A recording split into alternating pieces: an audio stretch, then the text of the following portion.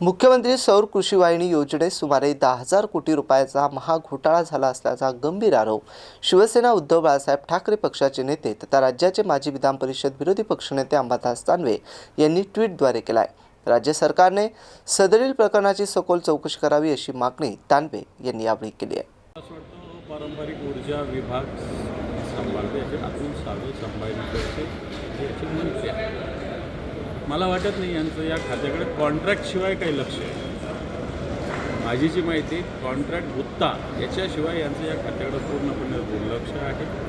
बाकी यांना तो सौर ऊर्जा कुठे लागते काय नाही लागते त्याच्या अडचणी काय शेतकऱ्यांना खरोखर जागेवर नेऊन होतं का याच्याशी काही घेणं नाही। फक्त कॉन्ट्रॅक्ट कोणाला दिलं जातं अशा पद्धतीनं रचनेत ते मागच्या काळात दिसत आहे।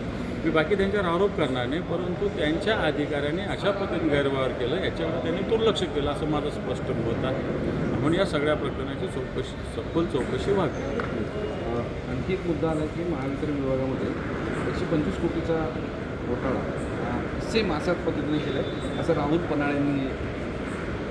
मला नाही माहिती, मला त्याच्यातलं डिटेल्स माहिती नाही। मी ही बनावट बँक गॅरंटी या विषयात मी बोललेलो आहे, बोलणार आहे। याच्यासाठी EOW गुन्हेसुद्धा दाखल केलेले संबंधित लवकरात लवकर कारवाई। गुजरातच्या कंपन्या आहे, विशेष म्हणजे या सगळ्या गुजरातच्या कंपन्या आहेत। या सगळ्या कंपन्याचे संचालक अधिकारी यांची जागा मला असं वाटतं जेलमध्ये।